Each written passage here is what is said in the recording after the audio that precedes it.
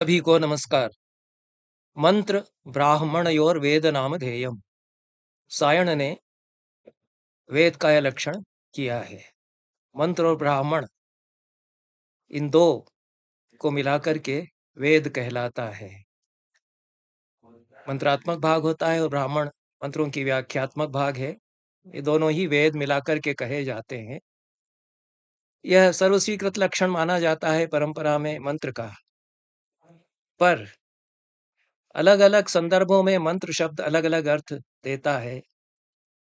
प्रभु शक्ति, उत्साह शक्ति, मंत्र शक्ति। कौटिल्य ने अर्थशास्त्र में मंत्र शक्ति का प्रतिपादन किया है। निरुक्तिपरक अर्थ की दृष्टि से मननार्थक मंत्र धातु से मंत्र शब्द बना है। मंत्री भी उसी से बनता है। मंत्री शब्द जिसके द्वारा हम मनन करते हैं, मंत्रणा करते हैं, परामर्श करते हैं, वह मंत्र है।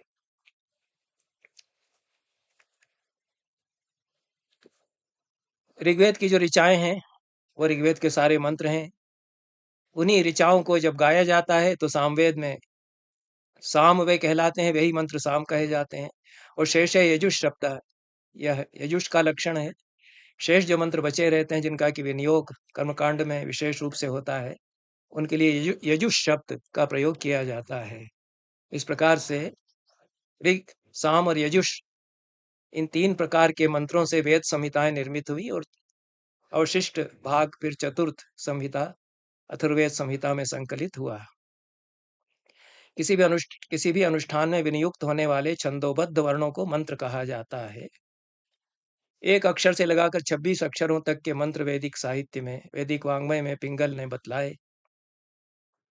एकाक्षर मंत्र भी हो सकता है, उसकी भी संज्ञा है। और नाट्यशास्त्र में भी 1 से 26 अक्षरों तक के व्रत बतलाए गए हैं। ये लौकिक संस्कृत साहित्य में आकर के व्रत हो जाते हैं। वर्ण व्रत और मात्रिक व्रत, दो प्रकार के व्रत हो जाते हैं। तो एकाक्षर मंत्र भी हो सकता है। ओम ह्रीम क्लीम इत्यादि एकाक्षर मंत्र हैं। इनमें एक ही वर्ण या एक ही अक्षर है। और ओम ओम ओम ओम 4 बार कहेंगे तो चारों चरण, किसी पद्य में 4 चरण होने चाहिए। तो एकाक्षर पद्य भी यह हो सकता है, अन्यथा एकाक्षर मंत्र तो है ही। अन्य दृष्टि से मंत्र के त्रिविध आशय बताए जाते हैं: ज्ञानार्थक, विचारार्थक और सत्कारार्थक।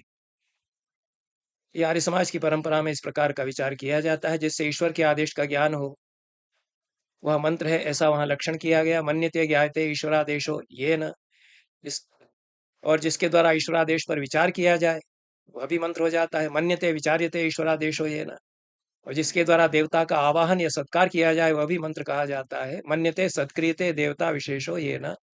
ऐसा जो मंत्र हैं उनके त्रिविध लक्षण व्युत्पत्ति के द्वारा एक परंपरा में किए गए। अन्यथा मंत्र का अर्थ रहस्य या गूढ़ ज्ञान है, और रहस्य या गूढ़ ज्ञान होने के कारण सदैव सार्थक ही होना चाहिए मंत्र को। हो सकता है कि अर्थ हमको आपाततः प्रतीत न हो, लेकिन हमारी पराचेतना में वह अर्थ झंकृत हो और हमें हमारी चेतना को भीतर से रूपांतरित करे। ऐसा भी मंत्र हो सकता है। इसलिए निरर्थक नहीं हुआ करते मंत्र। यास्क वैदिक ऋषि हैं, निरुक्त उनका प्रख्यात ग्रंथ है। भाषा शास्त्र के सबसे महत्वपूर्ण ग्रंथों में से माना जाता है, जो वैदिक काल में लिखा गया, उत्तर वैदिक काल में। उसमें उन्होंने इस पूर्व पक्ष पर विचार किया है कि अनर्थ का वही मंत्राह। यह कौत्स का मत है। कौत्स भी एक वैदिक ऋषि हैं, और रघुवंश में भी कौत्स चतुर्थ सर्ग में कालिदास के महाकाव्य में आते हैं। ये प्राचीन प्रसिद्ध ऋषि हैं। कौत्स का कहना था कि मंत्र केवल विनियोगार्थक होते हैं, उनमें अलग से कोई अर्थ नहीं होता। उनके अर्थ पर विचार नहीं किया जाना चाहिए। मंत्रों के अर्थ पर विचार करना वेद का अपमान करना है, क्योंकि वो मंत्र याज्ञिक विधि में विनियोग के ही लिए हैं।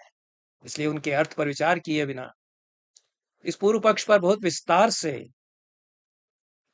यास्क ने विचार किया है। और कोत्स जो कुछ तर्क देते हैं उनका भी विवरण देते हुए 12 विशद तर्कों के द्वारा इसका विस्तार से खंडन यास्क करते हैं कि विनियोग परक होने पर भी कर्मकांड में जब तक अर्थबोध नहीं होगा तब तक मंत्र का प्रभाव नहीं होगा। और इसको अनेक तर्कों से सिद्ध भी करते हैं। यह वैदिक जो मंत्र हैं, ऋक यजुष और शाम, ऋक साम और यजुष, वो देवों की स्तुति में मंत्र जो प्रयुक्त होते हैं उनको ऋक कहते हैं। ऋच्यते स्तूयते अन्यायति ऋक, और जिससे इज्जा यज्ञ या पूजा संपादित किया जाता है वह यजुष हो जाता है। यजति यजते वा अनेन इति यजुष, और शांति सुख और संतोष प्रदान करने वाले मंत्र साम है। साम का अर्थ ही चमन या शांति संतोष होता है। शमयति संतोषयति, समयति भी कह सकते हैं, समयति संतोषयति देवानिति। अंग्रेजी में भी मसीह धर्म की परंपरा में भी साम शब्द गया है और देवस्तुति परक कदाचित वहां अर्थ लिया जाता है। PSALM इस तरह से अंग्रेजी में लिखा जाता है। यह मंत्र का स्वरूप हुआ है। यहाँ पर एक आधुनिक दार्शनिक हैं महामहोपाध्याय रामावतार शर्मा, परमार्थ दर्शनम उनका प्रख्यात महत्वपूर्ण ग्रंथ है। इस ग्रंथ का पूरा समादर कदाचित नहीं हुआ है और इसका किसी भी भाषा में अनुवाद भी उपलब्ध नहीं है। बड़ा ग्रंथ है। उन्होंने मंत्र के स्वरूप पर विस्तार से विचार इस ग्रंथ में किया है। उनका एक अलग ही मत है। मुरारेस तृतीय पंथा की तरह से रामावतार शर्मा का एक अलग ही अपना पंथ है। वो कहते हैं कि जो विज्ञान के सूत्र होते हैं मंत्र उन्हीं के समकक्ष हैं, और सूत्रात्मक शैली में मंत्र गूढ़ अभिप्राय को प्रकट करता है। यह विचारणीय लक्षण है। उदाहरण भी उन्होंने विज्ञान से ही दिए हैं।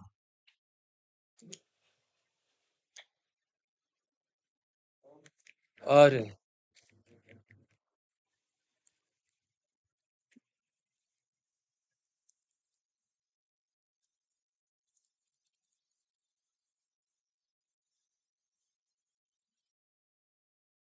मंत्र और ऋषि दोनों ही शब्दों का, दोनों ही संज्ञाओं का या परिभाषाओं का विशिष्ट स्वरूप परमार्थ दर्शन में रामावतार शर्मा बताते हैं। ऋषियों को भी वे वैज्ञानिक, आधुनिक वैज्ञानिकों के समतुल्य मानते हैं और मंत्र को विज्ञान के सूत्रों के समकक्ष बताते हैं। स्पष्टार्थ बोधक सांकेतिक वर्ण विन्यास मंत्र हैं, यह उन्होंने लक्षण किया है। उनका कहना है कि रीम क्लीम इत्यादि निरर्थक वर्ण समुदाय स्पष्टार्थ बोधक और सांकेतिक वर्ण विन्यास नहीं है, इसलिए ये मंत्र नहीं कहे जा सकते।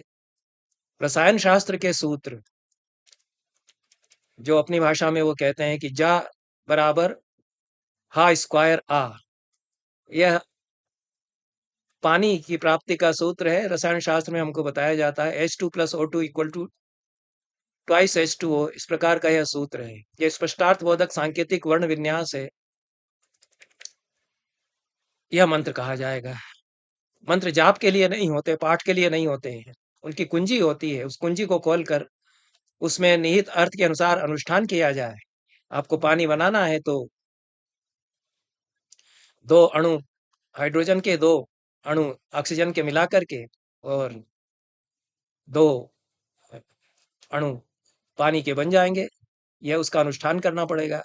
तो मंत्र में, हर मंत्र में एक कुंजी निहित है, उसका रहस्य समझना पड़ता है और उसके अनुसार अनुष्ठान करने से सिद्धि प्राप्त होती है। यह आधुनिक विज्ञान के क्षेत्र में भी मंत्र की सार्थकता है और जो वैदिक परंपरा है उसमें भी रामावतार शर्मा के अनुसार मंत्र की सार्थकता है।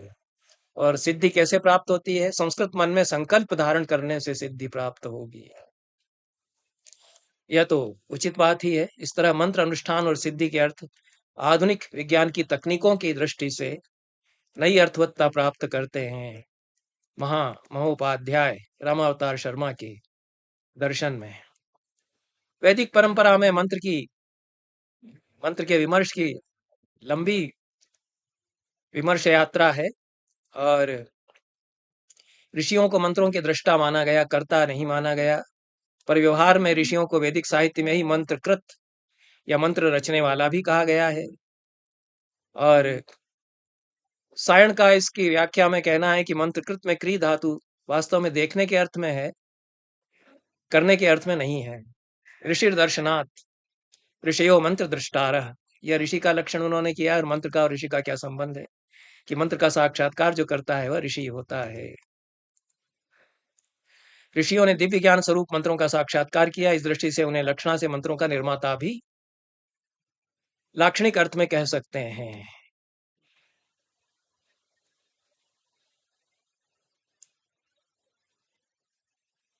और मंत्रों की परंपरा वैदिक वाङ्मय में लंबे समय तक चलती रही है। जिन ऋषियों ने मंत्रों का साक्षात्कार किया, उन्हें अपने वंशजों को सौंपा। तो साक्षात्कार करने वाले ऋषियों के नाम से तो मंत्रों का नाम जुड़ा ही हुआ है, सूक्तों का नाम जुड़ा ही हुआ है। उनके जिन वंशजों ने उनको कई कई शताब्दियों तक सुरक्षित रखा, उनका भी नाम उसमें जुड़ा हुआ है। इस प्रकार से मंत्र के संरक्षण की, साक्षात्कार की परंपरा है और वैदिक मंत्रों का कर्मकांड में उपयोग किया जाता रहा है।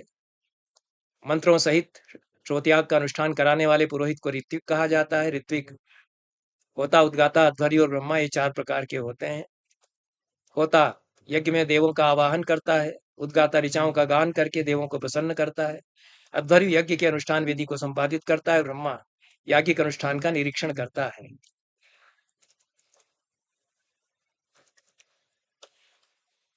शैव दर्शन में मंत्र विचार विशिष्ट है और वह साधना पद्धति से उसका संबंध शैव परंपरा के आचार्य जोड़ते हैं। उत्पल देव, अभिनव गुप्त आदि आचार्य मानते हैं कि मंत्र के साथ चेतना में एकाकार होने पर ही परम शिव का साक्षात्कार हो सकता है या एकाकार का रहस्य खुल सकता है। पृथ्वी से लेकर के सदाशिव पर्यंत जो सृष्टि है शिव की, उसमें पराशक्ति का प्रसार शांभवोपाय के द्वारा मातृका वर्णों के रूप में अभिव्यंजित होता है। यह 3 प्रकार के उपाय बताए गए हैं, उनकी चर्चा बाद में करेंगे। और यह शांभवोपाय के द्वारा मातृका वर्णों के रूप में मंत्र अभिव्यक्त होता है, उससे चेतना एकाकार होना, यह शिवोपाय बन जाता है। शिव की प्राप्ति का उपाय बन जाता है। मंत्रों के उच्चारण काल में साधक की एकाग्रता और चेतना के साथ एकाकार होने का विशेष महत्व है। परात ऋषि का विवृति में मंत्रों की व्याख्या करते हुए अभिनव गुप्त कहते हैं, मंत्राः वर्ण भट्टारका लौकिक पारमेश्वरादि रूपा मनन त्राण रूपा विकल्प संविन्मया। महिमामय वर्णों को मंत्र कहते हैं। महिमा उनकी कैसे होगी कि लौकिक और पारलौकिक दोनों स्तरों पर उनका प्रयोग किया जा सकता है, यह उनकी महिमा है। मनन करवाना और त्राण करना, यह इनका स्वभाव है। ये लौकिक और लोकोत्तर भूमियों पर क्रमशः विकल्प और संवित शक्ति स्वरूप होते हैं। विकल्प एक अलग पारिभाषिक अवधारणा है शैव दर्शन में, और संवित से एकाकार मंत्र हो जाता है और संवित रूपता की स्थिति आ जाती है, मंत्र के साथ चेतना एकाकार हो जाती है। तो यह विकल्प के बाद दूसरी सीढ़ी आती है जिसमें कि संवित में एकाकार मंत्र मात्रिका अक्षरानुपूर्वी हो जाती है। अभिनव गुप्त के शिष्य क्षेमराज कहते हैं कि मंत्र आंतरिक गुप्त भाषण है, जप पूर्वक परामर्श तक पहुंचते हुए परम तत्व की प्राप्ति का उपाय मंत्र होता है। विमर्श या परामर्श, प्रकाश और विमर्श, ये 2 तत्व हैं जिनसे सृष्टि हुआ करती है। विमर्श के द्वारा शिव का साक्षात्कार होता है। तो यह मंत्र आंतरिक गुप्त भाषण या परम परामर्श तक ले जाता है, वो परम तत्व की प्राप्ति का उपाय बनता है। इस प्रकार मंत्र अपने आप में परमेश्वर स्वरूप हुआ करते हैं। शिव सूत्र प्रसिद्ध ग्रंथ है शिव दर्शन का, उसमें साधक के चित्त को ही मंत्र कहा गया है। चित्तम मंत्र यह लक्षण ही किया गया है। इसकी व्याख्या की है क्षेमराज ने विमर्शिनी में। देवता के विमर्श में तत्पर और उस देवता से सामरस्य स्थापित कर लेने वाले आराधक का चित्त ही मंत्र है, न कि वर्णों का विशिष्ट विन्यास। चितिरेव चेतन पदावरूढ़ा चैत्य संकोचिनी चित्तम, यह क्षेमराज ने कहा है। अर्थात चित्त या देह में स्थित चेतना, यह जो व्यक्ति की चेतना है, इंडिविजुअल कॉन्शसनेस है, वह वैश्विक चिति कॉस्मिक कॉन्शसनेस का जो संकुचित रूप है, वह यह उसमें एकाकार हो जाता है मंत्र के उपाय के द्वारा। प्रतिभिज्ञा अध्याय में इस पर और भी विचार क्षेमराज ने किया है। अभिनवगुप्त पद और मंत्र का ऐक्य मानते हैं। पद बहिर्मुखता में स्थित रहता है और मंत्र अंतर्मुखी अवस्था है। निरंतर उच्चारण के द्वारा पद अथवा वर्ण का ज्ञानात्मक अंश गौण हो जाता है। ज्ञानात्मक अंश गौण होने के पश्चात वह साधक की चेतना के का अंग बन जाता है, उसमें समवेत हो जाता है। ये जो अकार से लेकर के हकार तक वर्ण मात्रिका है, हमारी भाषा की जो वर्णमाला है, उसके एक-एक वर्ण में अनुत्तर से अनुत्तर का प्रतीक है, स्वरूप है। उससे प्रारंभ होने वाली परमेश्वरी शक्ति आ तक जाती है, जो विसर्ग शक्ति का स्वरूप है। और इस प्रकार से यह जो परमेश्वरी शक्ति है, यह अपने को वर्णमाला के विभिन्न वर्णों में अभिव्यक्त करती है। और इसलिए अहम परामर्श की अवधारणा शैव दर्शन में बताई जाती है। अकार से हकार तक यह जो वर्णमाला में परमेश्वर की शक्ति विश्रांत है, उसका परामर्श करना यह अहम परामर्श है। अहम परामर्श को संपूर्ण विश्व का सूचक, प्रमाता से अभिन्न और परम मंत्र वीर्य माना गया है। तंत्रालोक में अभिनव गुप्त कहते हैं कि परामर्श से रहित मंत्र शरतकालीन बादलों की तरह निष्फल होते हैं। अहम परामर्श से युक्त होने पर सामान्य श्लोक, गाथा इत्यादि भी मंत्र स्वरूप बन जाते हैं। रघुवंश के श्लोकों का भी मंत्र के समान पाठ करके और उनका विनियोग बताते हुए अनुष्ठान कोई पंडित करते रहे हैं। और टीका एक रघुवंश की इस दृष्टि से लिखी गई है, जो सिंधिया प्राच्य विद्या शोध संस्थान में प्राप्त है। ऐसी मेरी जानकारी है, इस समय है या नहीं, बहुत पुरानी बात यह है। और इस प्रकार से कोई भी कथन यदि वह अहम परामर्श से युक्त हो जाता है तो मंत्र में परिणत हो जाता है।